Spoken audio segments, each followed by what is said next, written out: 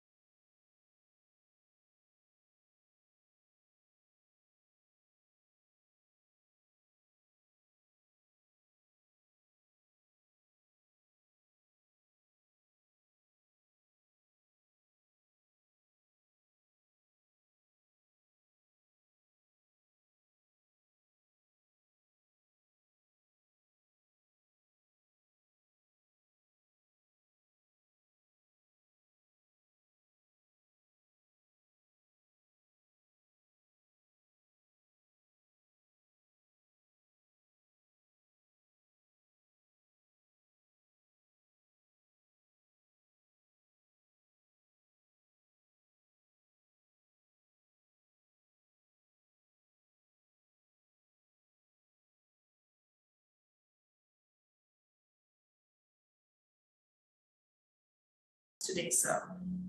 I would now request Professor Dr. R.S. Pava to kindly give the welcome address. Thank you so much. It's indeed a matter of great joy and privilege for us to extend a very warm welcome to Mrs. Sonam Wangchuk. Thank you. Sir, it's a matter of great honor for us. In fact, I think we have been waiting for a long time to get your time, and we are extremely grateful to you. Although the formal thanks will come towards the end, but I wish to place on record we are beholden to you, sir. And I'm sure our students, new students, old students, everybody wants to listen to you. And I'm sure each one of us is going to be inspired.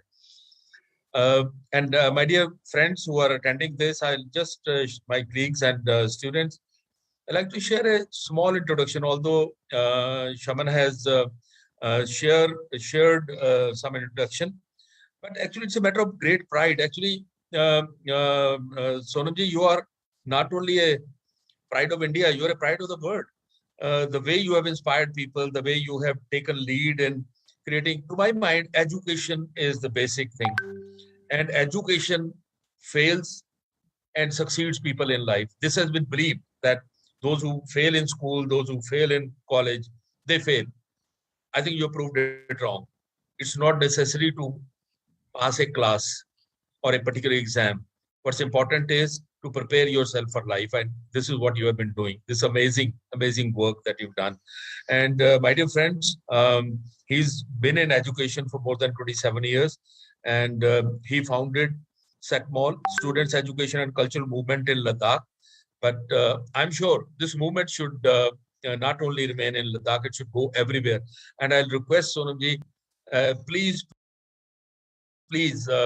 include us, or maybe we would like to take your movement further, not only in Ladakh, but in the whole country. At least in Punjab, we can take the responsibility as Chandigarh University to do something for those students whom the society thinks they have failed in an examination or something like that.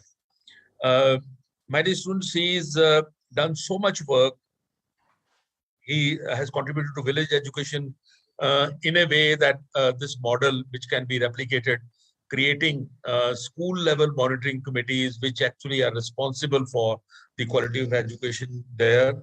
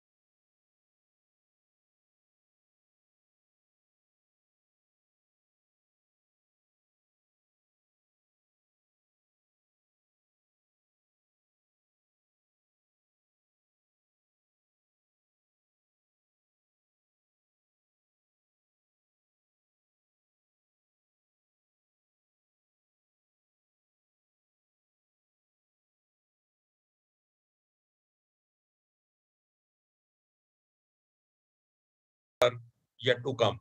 And we look forward to that.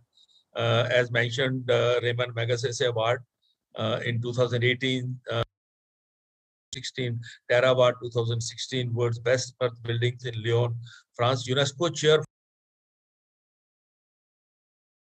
for Earth Architecture for India in 2014, Real Heroes Award by CNN IBN Channel in 2008, Green Teacher Award by Sanctuary India Magazine, Ashoka Fellowship by Ashoka Innovators for Public in 2002, Man of the Year by the Week Magazine, India, and he's the Governor's Medal by J&K State Government in 1996. We feel greatly honored, Sonamji, and we wish that if somehow you guide us. We have an NGO in the Chandigarh University, unlike many universities. Normally, universities don't have NGOs, but we have a registered NGO, Youth for Socio-Economic Transformation. I'm sure this fits into your goal or whatever we can do. So we'll, like you, of course, if you allow us, we'll follow it up after this talk. We'll follow it up with you and seek your guidance to create something here. So with these words, I extend a very, very warm welcome to you from the core of our heart on behalf of the Honorable Chancellor, Ram Singh Sandhuji, who himself is a great entrepreneur and entrepreneur, believes in creating everything different from what people are doing. And on behalf of the whole Chandigarh University of Fraternity and family, all students, teachers, and everybody who is attending this, I am very, very happy to extend a very warm welcome. Thank you so much. Thank you. Thank you so much, Dr. Baba Shramanji, and all the participants connected here. It's such a great pleasure to connect to you all from the mountains of Ladakh, although virtually this time. I have been an admirer of Chandigarh University, and I'm amazed to read a big chunk of students from Ladakh love to go there to study. So I'm especially honored to be connected to that institute of learning. And it's a pleasure to be talking to the young people in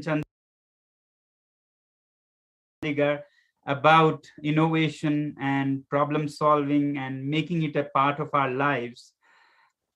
This has been somewhat my life and journey, perhaps not because of choice, but most often innovation and inventions are, more because of necessity. As they say, necessity is the mother of invention. So I was born and grew up in a very, very remote region. Well, Ladakh, to begin with, is a very remote region. You would have heard that it stays cut off from the rest of the world for 6 months of the year. We have maybe 2 more months when we are connected. After that,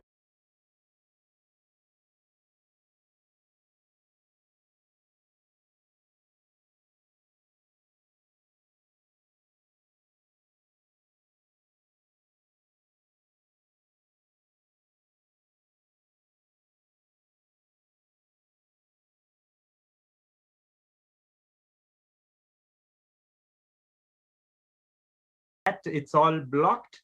Snow, unfortunate children, they don't have a school, or he did not have a school.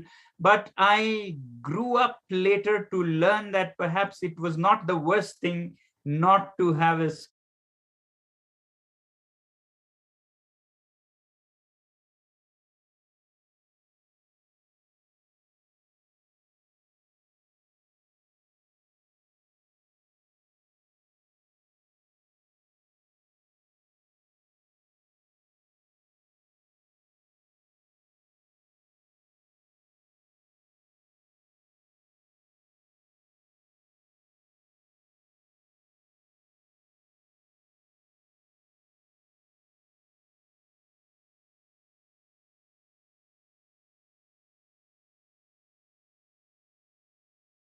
thing not to have I have never allowed my schooling to interfere with my education. So he never saw schooling and education as the same thing. Or a very wise person from the East had said, in Urdu poetry, है बहुत खूब मकतब की फजा लेकिन बनते हैं बयाबा में फारूकी व सुलमानी. ए शेख बहुत अच्छी maktab ki faza lekin. Maktab means school and sheikh is the teacher. So he's somewhat,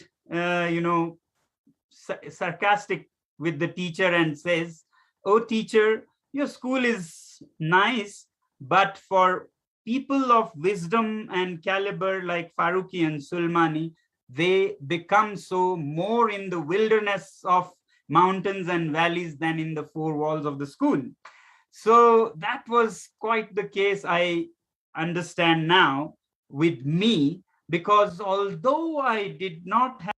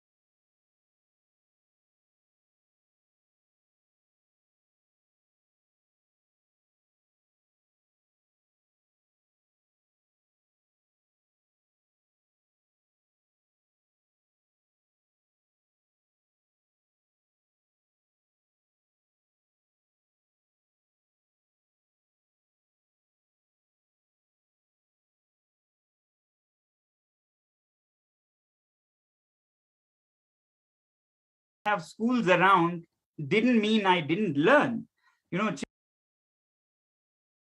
Is kept alive, you could be 80 and you would learn like 18. But if somehow your curiosity is dead or killed, you could be 18 and you could be as old as 80. So it is basically curiosity, the first thing I learned. I'm sharing some life lessons, looking back at my life, how people learn, because I did not have a and kindergarten and nursery and so on. I had none of those, but I did have my friends in the wild, the puppies and the cats and the wolves and the foxes and the Indus River to jump into and apricot trees to climb, farmers to talk and pester with questions, and animals like sheep and so on, goats to chase after. And you learn a lot. I much later saw that I was not just wasting my childhood playing around.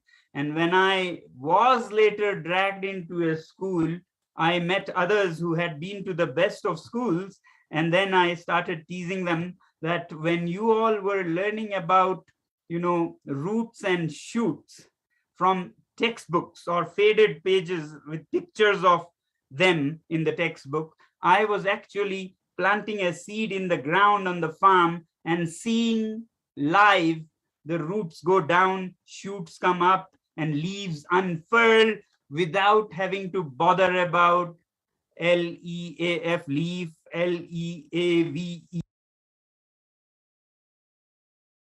leaves, all such spellings about nature. That is what our learning is. That is what is going to help us later. And languages can always be acquired. I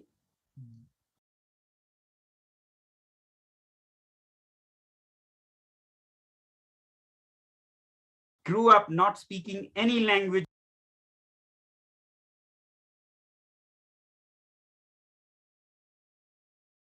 other than Ladakhi, but in my mother tongue, my curiosity, my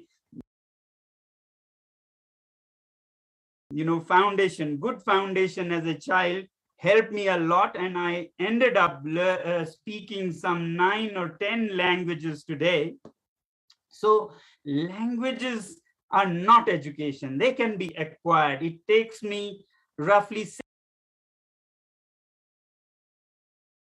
6 months to learn a new language. And same with that is what learning is. So my life lesson to share with you all would be that to become a problem solver, to become an innovator or a leader, first thing you must take care of is your curiosity. Stay curious. Don't let people break that curiosity. Keep asking questions. Keep, bothering people or searching from all kinds of sources. Now you have internet about why, and you'll learn as a byproduct. In this process of questioning and exploring. So curiosity is number one to be solving problems. Curiosity can be sometimes also like, monkey curiosity, which entertains us but doesn't amount to much more. So curiosity is, if it is followed by empathy of the heart, curiosity of the head with empathy of the heart, then things start moving, because you need to feel for the problems, the challenges faced by the people. Then you would put to use what you learned with your curiosity for other people. So it is very important to become a real innovator or a problem solver, to also develop our hearts, empathy of the heart. And this, again, like curiosity, doesn't come from schools or classes or textbooks. I learned empathy from the village, who she would serve things to drink, food to eat. And that made me feel that life is not just about you, it's about how you can be of help to others. And this then gives a direction to this curiosity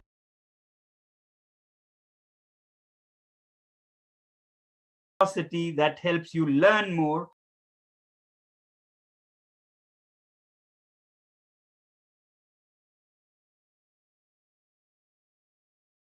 When you have empathy, you want to solve problems. The best entrepreneurs, the best businesses that last generations are the ones who actually are out there to solve a problem, make life easy for people, and money is a byproduct. It will come when your solution is truly a solution. I don't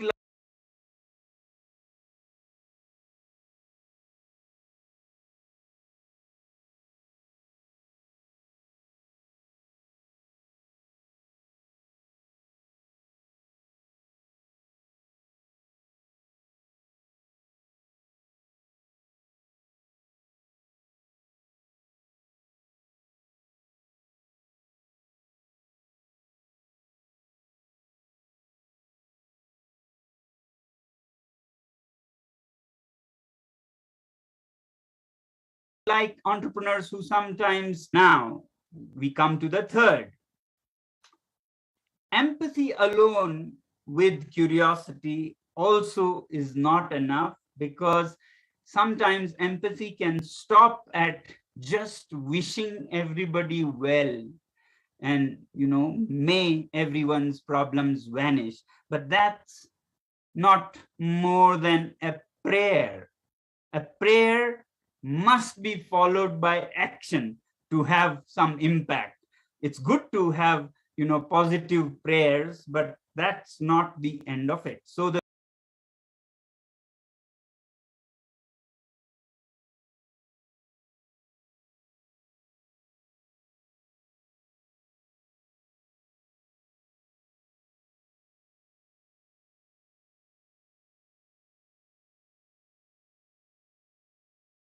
The third pillar that I'm sharing, want to take action to solve the problem. You can't stay, hand on hand, watching as a spectator. You just want to go out and take action. That's the spirit of initiative. And when that comes, things start moving. So curiosity of the head, empathy of the heart, and initiative of the hands, when these three combine, you become a true problem solver who will have always a positive impact on the world. And so from my childhood, learning from everything around me, being curious, asking people what I didn't understand. So as I said, I learned from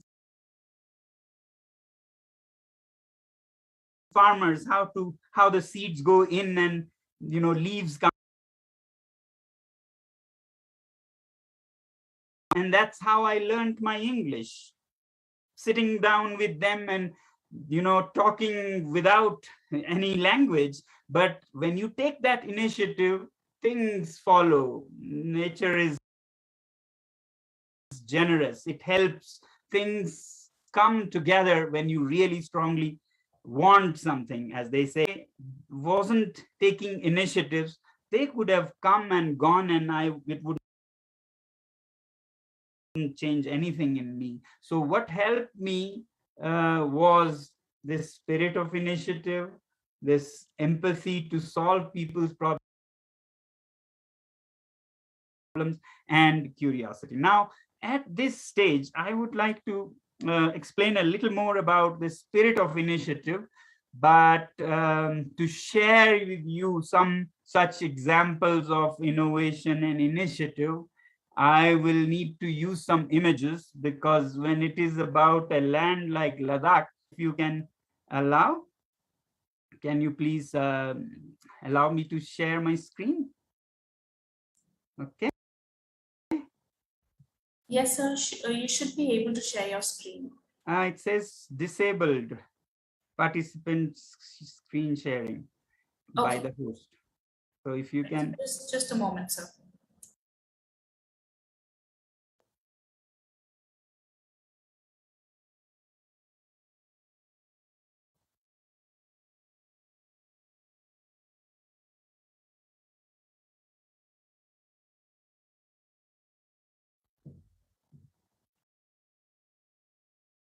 Okay.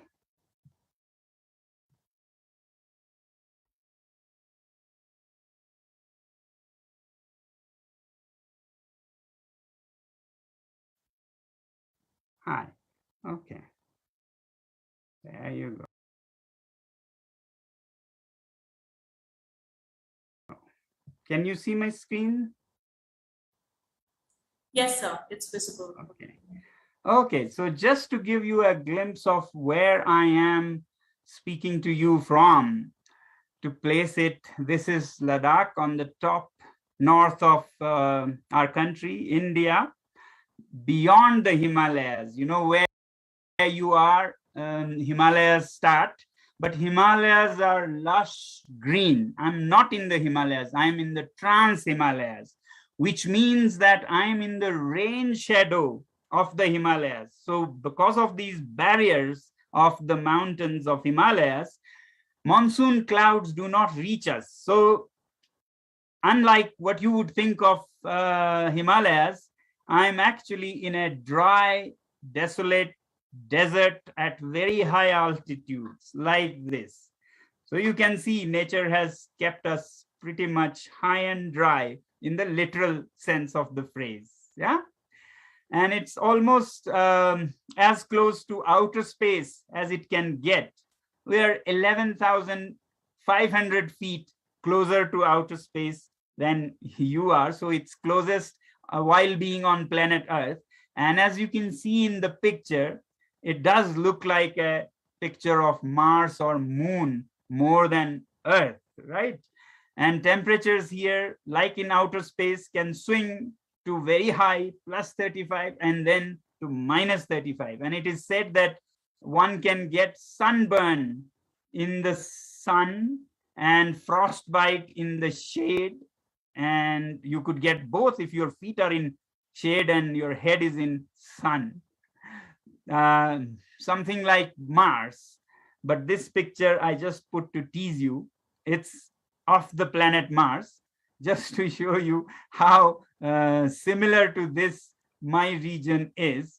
This actually is Ladakh, more on planet Earth. What is interesting is the green patches that you see at the bottom. Those are what our ancestors created. These are Ladakhi villages where our ancestors, because they had no water from the skies, they were very creative, very innovative back thousands of years ago, and they found ways of channelizing melting glaciers by carving rocks to make canals, and then they would grow on sandy patches wheats and barley and apricots and peaches and plums and grapes and whatnot. So you can be very innovative back when we started settling here.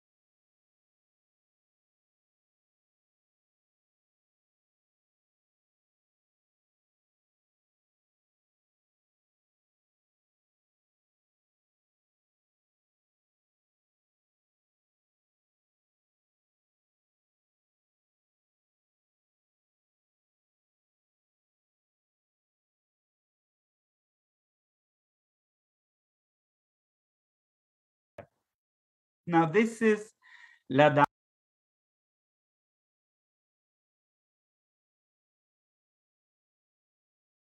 And in a village like this, I grew up. I was sharing with you with 5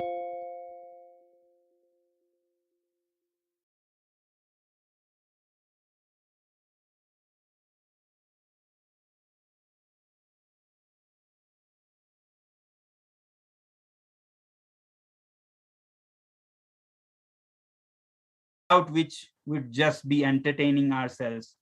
This is what helped me catch up with those who had been to the best of schools. I had none. And this is what helped me find solutions to different things and, succeed to a good extent.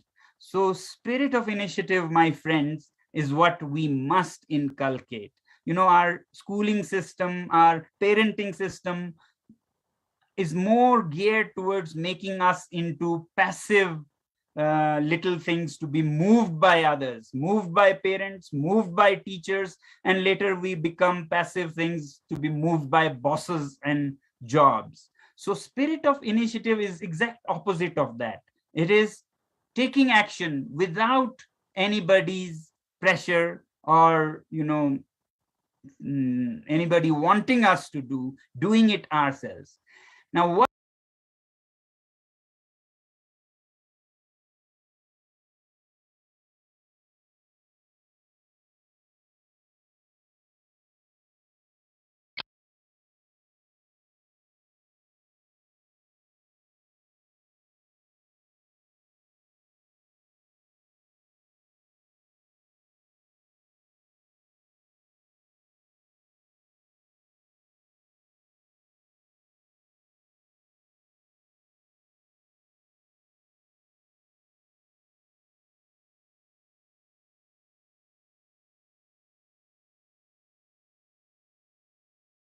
what happens when you have or develop, because failures can give you as much teaching or experience as success. Actually, failures give you more lessons than success. Success can sometimes make you, complacent, if not arrogant.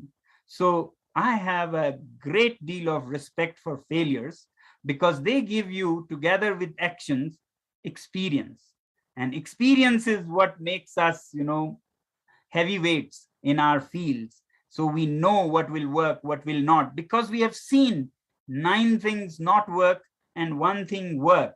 In my projects also, I fail a lot, but failure is a process, is a stepping stone towards success.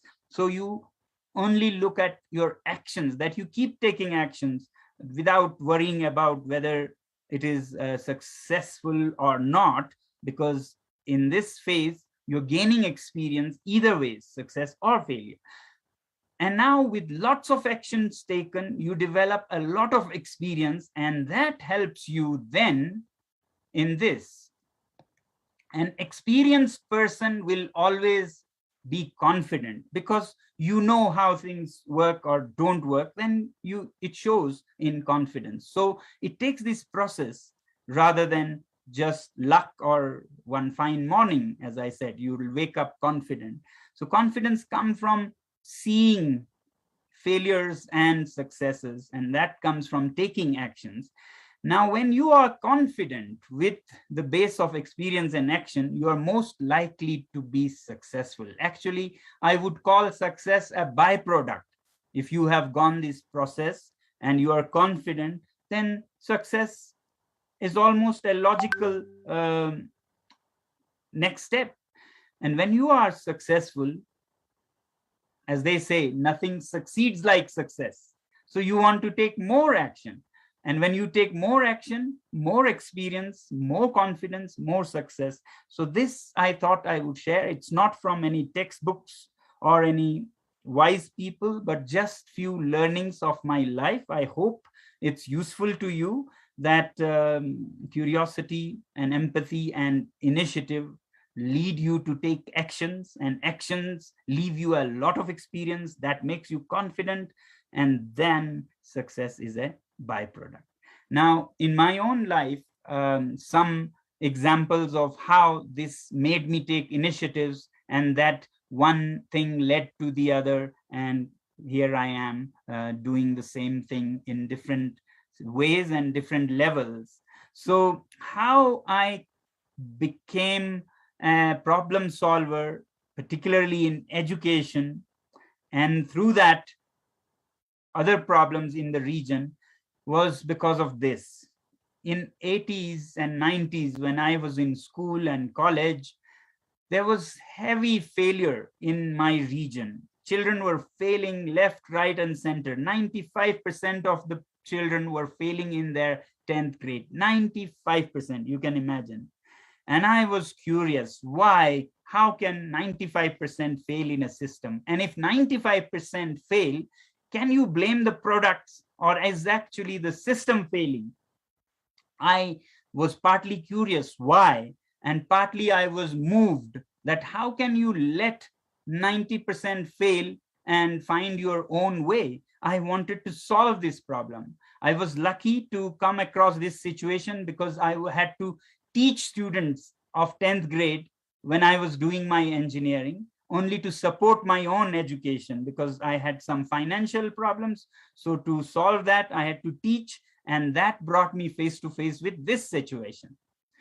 So while doing engineering, thanks to this seeds of empathy from my mother, I started reflecting and realized that life is not just about what I need, I need.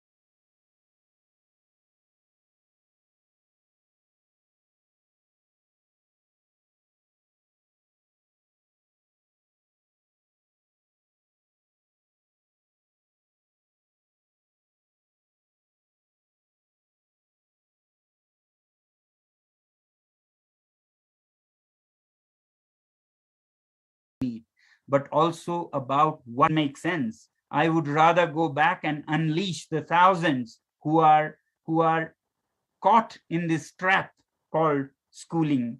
And therefore, I came back and immediately launched a movement called Operation New Hope with other like-minded young people, with the government later, and people in the villages. You have to collaborate. You can't change things alone. So I looked for like-minded people, and my partners became the failing teenagers, the teenagers who were failed by the system. 95% of them were sitting at home down and depressed. So we made a team, and while they were failures, they were amazing at street theater, walking to villages in the mountains and moving people. So with that, we moved people to prioritize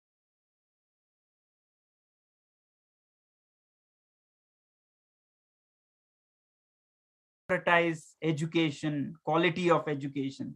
We changed all the textbooks that made me retarded. They were given textbooks that made no sense. First of all, it was in some alien language like Urdu or English. Secondly, it was with contents like A for apple, B for ball, makes some sense. But imagine F for fan. In a place that is minus 30, children are shivering and they have to memorize F for fan, F for fan. Even the teacher doesn't understand what this contraption is that is supposed to make you cool in minus 30. Why would you need to be cooler is what children would ask. So this is just a symbolic representation of what education was. So we changed the textbooks, we organized the villagers, and we trained the teachers, you can see, in more experiential, hands-on teaching methods. And very soon results started showing. While it used to be 5% pass consistently, very soon the results changed and it was 75% in some years. Now this was good. 25% failing is much smaller than 95% failing. At this stage, we said, even those 25%, why should they fail? Empathy should be for the last person also. So we said we'll create a special school for those who still fail, because no one is a failure. If they don't learn, it's our fault. Let's teach the way they learn if they don't learn the way we teach. So therefore, we said, do whatever it takes again to change this situation. Take an initiative. Don't wait who else is doing it or not. It's us who will do it. And for them, we went to a patch of desert in the middle of nowhere, literally, and camped in tents.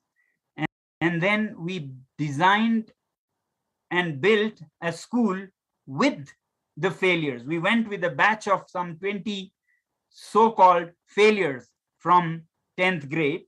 And then we wanted to create a school that would be hands-on, practical, because these were failures in reading, writing, and lecture type of education. But we knew they had a lot when it comes to actually doing things.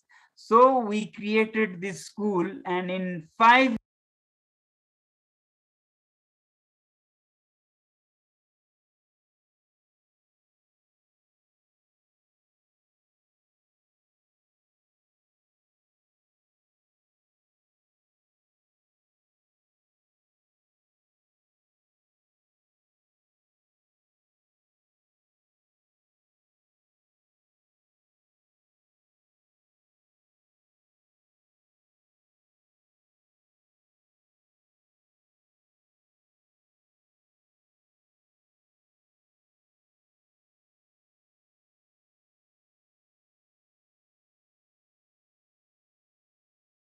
years or so, this school became a very hemisphere in winters. Geography teaches us. So they oriented the buildings to the south direction where the sun stays. Similarly, where the winds blow, it's in southwest. So they planted trees to break the winds. And physics, as you will see later, to catch the sun's heat and heat the building. So this was an off-grid zero energy campus in 90s, when these terms were not even coined, fully solar powered. And as a way of teaching, we made sure that the students learned not just from textbooks, but by living their life at the school. So the school is run by the students. Teachers play very little role. The school is run by the students like a little country with a little government, elected by the students with a little election commission and a little parliament. 2 months tenures, students take charge to run the school.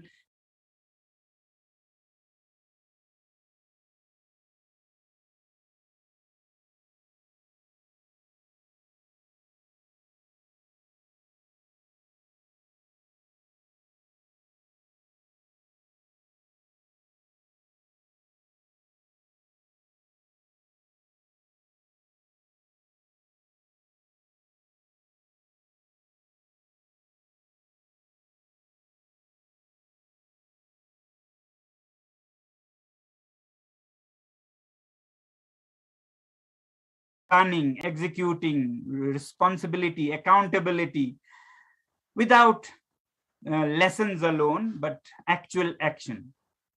Now, children who take responsibilities are real.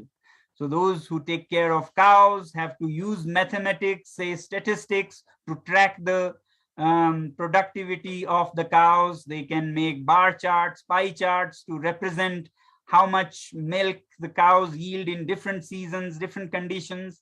Others take charge of the solar electricity, yet others, organic farming, solar power, greenhouses, and so on. At this school, everything almost is powered by the sun, from cooking to greenhouses, giving you fresh greens even in winter, to natural lighting, solar electricity, solar water heating, solar water pumping. Even the cows here live in solar heated cow sheds. So using local natural resources rather than cursing nature for leaving us high and dry. We are poor, we are backward, we are in this God forbidden cold place. No, we can actually be living as happily or even better than the rest of the world, as you will see later. So they learn through experience. Every lesson is put to application. When it is about microbial theory, they make jam and juices which apply that theory. Similarly, they could be learning about thermodynamics. They could be sharing it in the radio at the campus. They have a campus radio, campus TV, like the campus parliament, like a little country. And then many of them find their life's calling. They become entrepreneurs. Some of them take up the jam making to become, national suppliers of pulp and fruit products from Ladakh. Others become travel companies, yet others put to use resources like yak milk for yak cheese and so on. And how it works, I'll share with you at this place is like this. These are some stars, young stars in Ladakh that youth here follow. Sewang Rigzin became the Minister of Education in the Ladakh Hill Council. Stanzin became a filmmaker and globally has been winning awards. Chinlas has been awarded the Nari Shakti Award by the President of India and many such awards. Now, these could be some very special youth, you might think, but what is common among them actually is that they failed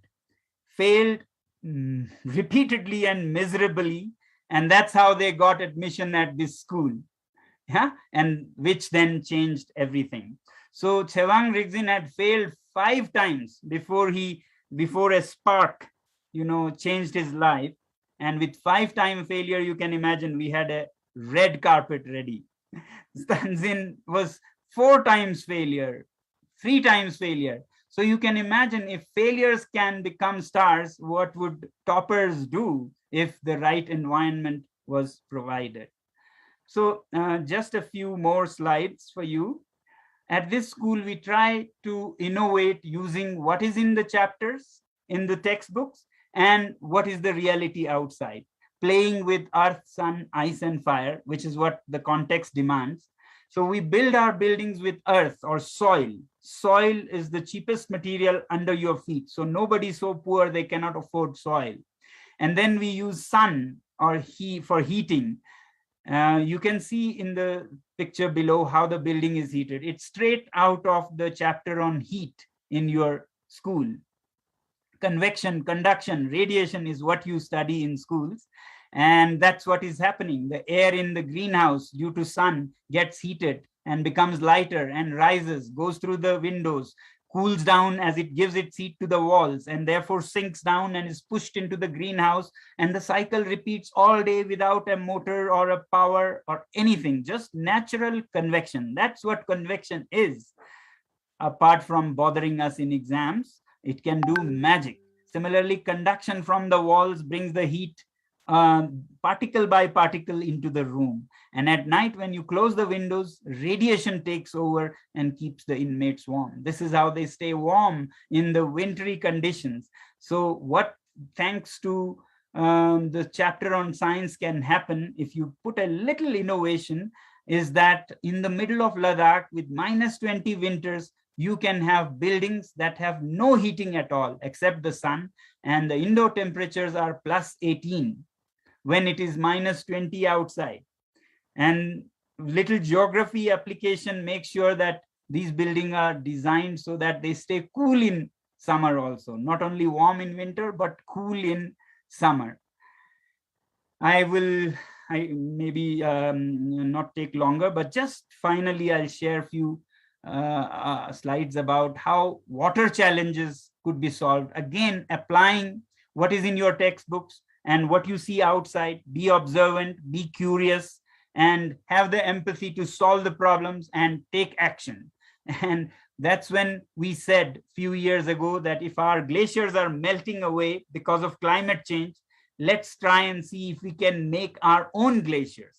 So these were the solutions, finally called Ice Stupa.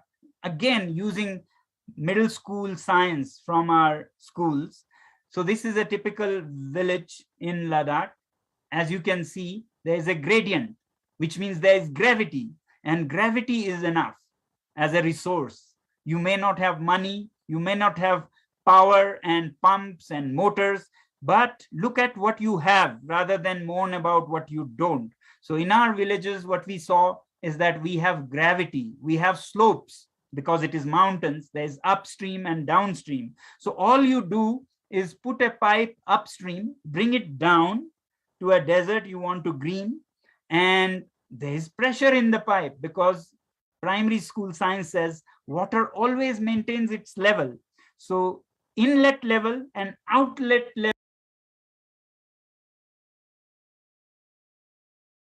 will always want to be same, and therefore there is pressure in the pipe, and this pressure throws the water into the sky, sprays it.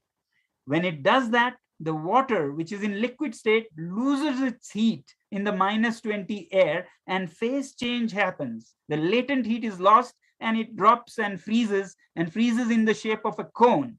Now, a cone, if you remember your geometry, is a shape that has minimal surface area for the volume. Like spheres or hemispheres, cones have low surface area for the volume, and that means the sun cannot melt it. Yeah. Now, if sun cannot melt it, then while all the ice and snow from winter is gone by March, this cone made in winter when there's water flowing in the stream and nobody is farming, so there is wasted water, you make a cone and other snow and ice is gone by March, but because of its geometry, this stays till June, May, when farmers actually need water. And that's what partly solves or starts to solve part of the problem of water. Now it has become a movement, village after village in Ladakh, even in neighboring Pakistan, and in Switzerland and Czech Republic, they're building these. So I'll stop here with application of our curiosity, what we learn thanks to curiosity, and what we feel thanks to empathy, and what we do thanks to a spirit of initiative, we can change a lot. And if we are in a hard, challenging place like Ladakh, can change our situation to be warmer than people in Delhi in winter. Let me tell you, anytime our buildings are warmer, and I'm speaking from one of them. This is Earth build. Imagine what you can do. It's not that we did something special. Each one of you can solve your own problems if you have the curiosity to learn and the empathy to change things and the initiative to start action. Thank you very much. I'll be happy to answer any questions. Thank you so much, sir, for these scintillating words. In fact, I believe we cannot thank you enough for what you and your team, in fact, has done for the youth of this country. And sir, as you were delivering this beautiful lecture, I had a lot of curious minds wanting to ask you various questions. So with your permission, may I please post those questions in front of you? Yeah. Okay, so the first one is by Kamal. He says, 450 patents. Can you teach us about your idea building pattern? Idea building pattern, very good.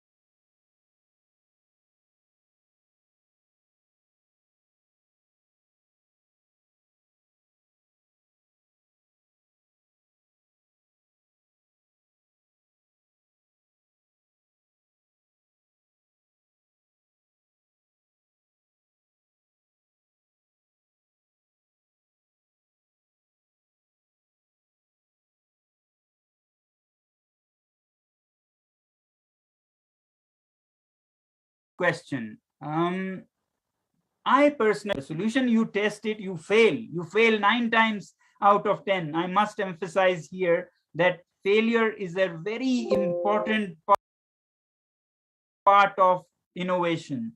In India, we have to learn that. Our parents are upset, our teachers are upset if we make a mistake, if we fail. But they should learn to distinguish between failures. There are 2 kinds of failures. One, because of negligence, that should be condemned. But the other is because of sincere efforts, that should be celebrated. Thank you. Okay, well said, sir. Sir, I have another one. The question is, what was your first innovation? I wouldn't even remember, because as a little child, I used to do various small things. But the first, I wouldn't remember. But one interesting thing that I remember, maybe from, age of 12 or something, I was in Delhi and it was so hot. A child from Ladakh in Delhi, and I designed an evaporative cooling air conditioner for myself in the room with a cotton canvas around from the ceiling down. And then I would have a pulley to lift a bag of water higher than this canvas, and then water would trickle on the canvas. and it would wet it. And then evaporative cooling, now later I learned, can bring the temperature down by some 10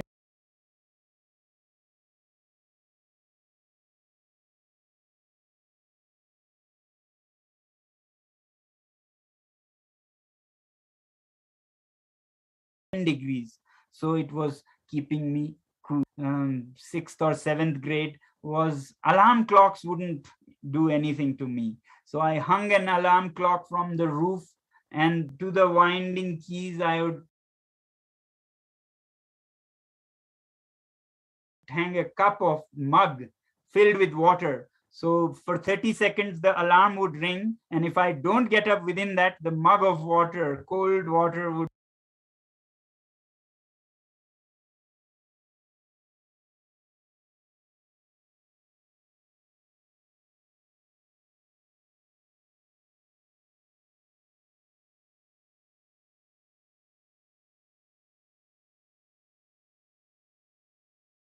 come down on me. And that was a sure. It was 1 year after testing small experiments. But so after 1 year, we could build an ice stupa that could hold 1 million liters. You know, the prototype held only 150,000. The pilot held 1 million, then the next one 3 million, then finally 7 million, and now we are building multiple ones. So it's still an ongoing process. There are still many things to be tweaked and smoothened out before we can say we are there. All right. So we have this question from Gaurav. He asks, where do you get the inspiration to invent new things? Like I said, some things are inspired, but many things are out of empathy, you know, out of necessity. You shouldn't look always for an inspiration. You can be moved by a situation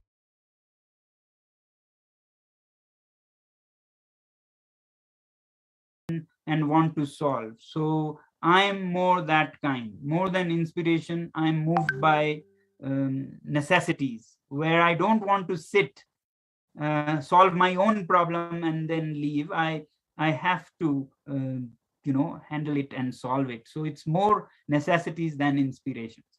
All right. So my last question would be, how to study with fun, not to overthink, and how to be in the present moment. Exactly, like that. Studying is equipping yourself for applications, and it should not be a painful competitive ritual that it has become. But I know that it's not in our hands also. We are in a system that is like that, and the only way of getting out is to flow with that system. So I don't blame you for not being able to change it by yourself. So while you're in it, you have to learn the tricks of the trade and get out of it. But once you are out, you have to raise voice. Let there be a collective voice that wants a change in the system, so that children of future are not pressed through this machine of rituals that amounts to not much really of real value in education, except for passing some exams, paper exams, and a paper degree and a paper work later. So it's more than students, it's for people of a country to voice for change in the system.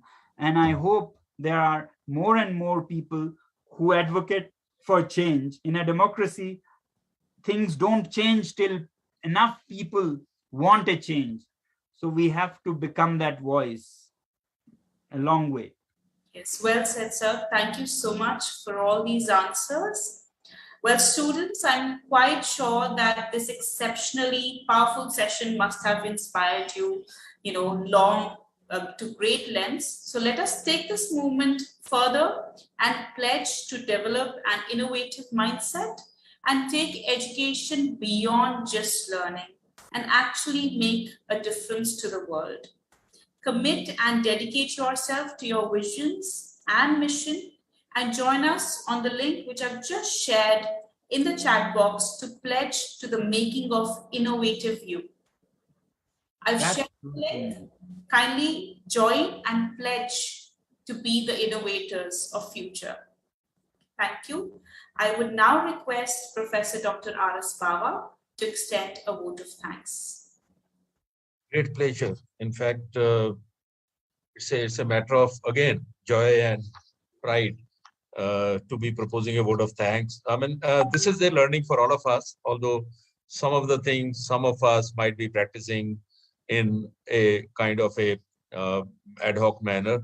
But curiosity, empathy, initiative, I think these are the virtues and basic qualities which all children, some of them, I think, as you rightly said, they come with the hardware. They are in our mind. They are in our mind, empathy and other things. Of course, they have to be just strengthened and they have to be allowed to grow. They are allowed to grow like we allow a tree or a plant to grow. And to my mind, observation is a very strong component of this. Just concentrating on books, I think those who observe nature, those who observe everything, and those of us, we are not very observant. I think we should develop the habit of observing things. Curiosity should mean observe, learn, go deeper into the system, try to find applications. I think this is the lesson that we get from Sonamji. And I'm sure each one of us can emulate something. I'm sure to become Sonam Wangchuk is real difficult, but I think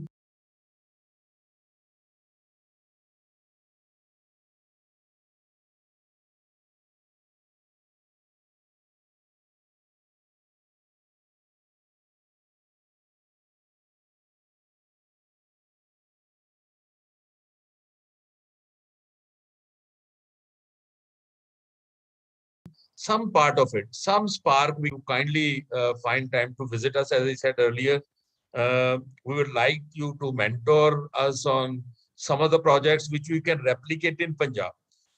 We can be the torchbearer in this part of the country of all those ideas which you have been propagating, for which you have devoted your life. Although Punjab has different climatic conditions, different things, but I think everywhere the problems are there.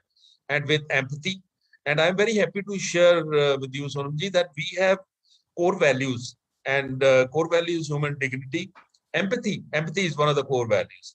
Humility and giving. These four, I think they somehow go with the thinking that you have been propagating, and we do try to inculcate these values.